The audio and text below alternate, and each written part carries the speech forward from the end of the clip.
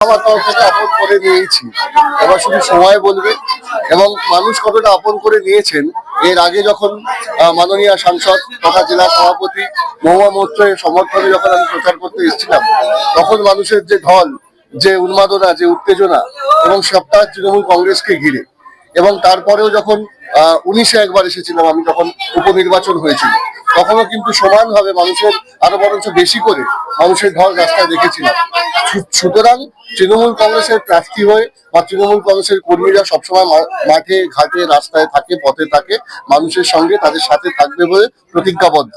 সুতরাং মানুষ এটা বোঝেন, প্রার্থী যেই হয়ে আসুক না কেন, যখন সিম্বলটা ইম্পর্টেন্ট, মমতা বন্দ্যোপাধ্যায় আশীর্বাদ ধন্য হয়ে এবং অভিষেক বন্দ্যোপাধ্যায়ের স্নেহধন্য হয়ে আমরা প্রত্যেকে যারা রয়েছে, আমরা তৃণমূল কংগ্রেসের সিম্বল নিয়ে আমরা লড়ি, এবং সেটা আমরা প্রত্যেকে মানুষের ঘরে ঘরে পৌঁছে যাই। সুতরাং মানুষের সেটা তো আপনারা ক্যামেরা ঘোরার পরে আপনারা দেখতে পাবেন। অবশ্যই যাতে এই উচ্ছ্বাস, এই উন্মাদনা আরো ডাবল হয়, সেই চেষ্টায় আমরা থাকবো। এবং আমরা সবসময়, এবং আমি নিজে ব্যক্তিগতভাবে সবসময় চাই, এবং আগামী গত দিনেও চেয়েছি, আগামী দিনেও চেয়েছি, যে একদম নিবিড় থেকে নিবিড়তম হয়ে মানুষের সঙ্গে তাদের সম্পর্ক, এবং সেটা কোনো রকম ভাবে প্রার্থী হয়ে নয়, বা যদি তাদের আশীর্বাদ পেয়ে যদি বিধায়ক হই সেটাও নয়, তাদের ঘরের ছেলে হয়ে থাকতে চাই। এটাই আমার সবথেকে। অবশ্যই আজকে থেকে, সকাল থেকে মায়ের পুজো দিয়ে, মায়ের আশীর্বাদ নিয়ে আমরা প্রত্যেকে তৃণমূল কংগ্রেসের সদস্যরা, কর্মীরা, সৈনিকরা পথে নেমে গেছি। দেখুন, নিশ্চিত তো হতেই হবে। যদি কনফিডেন্স না থাকে তাহলে তো কোনো লড়াই কিন্তু জয় করা যায় না। বাট হ্যাঁ, আমরা কেউ ওভার কনফিডেন্সে ভুগি না।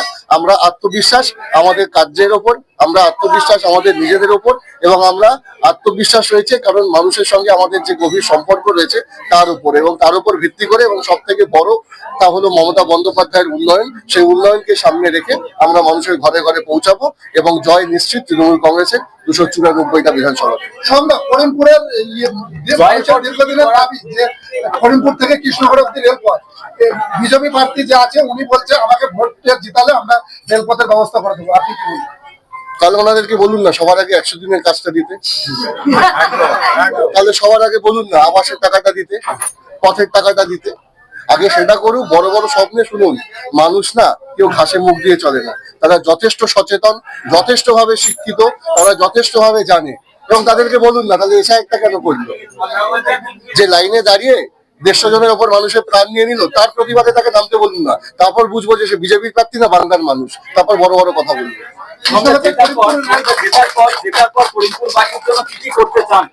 অবশ্যই দেখুন, মেন যেটা তো রেলপথ, কিন্তু তুমি বারবার বলছি এটা আমাদের হাতে নয়।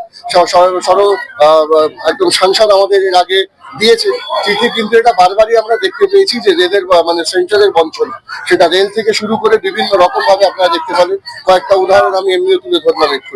তো সুতরাং সেটা সবাই মিলে এক হয়ে এই সুরটা আমাদেরকে দরকার হলে আগামী দিনে করিমপুরবাসীকে সবাইকে নিয়ে পথে নামতে হবে। দাবি একটাই, সেটা হচ্ছে রেল এবং এই সংযোগটা যাতে আরো নিবিড় হয়, আরো সুদৃঢ় হয়, আরো সহজ হয়, সেই দাবিতে আমরা সবাই একসঙ্গে নামবো। দাদা, আপনি তো চণ্ডীপুরের বিধায়ক ছিলেন, করিমপুর তো নতুন জায়গা, বাংলার মধ্যেই তো পড়ে, বাংলার বাইরে তো নয় যে গুজরাটে গিয়ে বা দিল্লিতে গিয়ে বা অন্য কোথাও গিয়ে আমাকে ভাবতে হবে। আমার নিজের বাংলা, এবং করিমপুরের আগেও আমি এসেছি, প্রফেশনাল ক্ষেত্রেও এসেছি এবং পার্টির কাজের ক্ষেত্রেও এসেছি, যে বললাম দুবার প্রচারে এসেছি। তো সুতরাং যাতায়াত আমাদের লেগেই থাকে। ইট ইজ নট ম্যান্ডেটরি কি আমরা একই পাড়ায় থাকবো, বাট বাংলাটা আমাদের ঘর, আমাদের পরিবার, আমাদের সংসার। সে যেখানেই যাই না কেন, আমরা প্রত্যেকের প্রতিবেশী এবং একই পরিবারের সদস্য। সেটা একটু ক্যামেরাটা ঘোরাতে পরে বুঝতে পারবে তুমি। তবে ডেফিনেটলি আমাদের টার্গেট থাকবে এটাই, যাতে সেই মানুষের উচ্ছ্বাস আরো তীব্র হয়, এবং কর্মীরাই হচ্ছে আমাদের মূল সম্পদ। আমাদের মাননীয় মুখ্যমন্ত্রী মমতা বন্দ্যোপাধ্যায়, দলনেত্রী, সেনাপতি, তারা বারবার বলেন যে কর্মীরাই হচ্ছে সম্পদ। কর্মীরা রয়েছেন বলেই আমরা কিন্তু রয়েছি। তো সুতরাং আমরাও কর্মী হিসেবে কাজ করি। আগামী দিনে কাঁধে কাঁধ মিলিয়ে, হাতে হাত মিলিয়ে কাজ করব। লক্ষ্য একটাই, মানুষের সঙ্গে থাকা এবং মমতা বন্দ্যোপাধ্যায়ের উন্নয়নকে, সেই ধারাকে অব্যাহত রাখা এবং আরো এগিয়ে নিয়ে যাওয়া।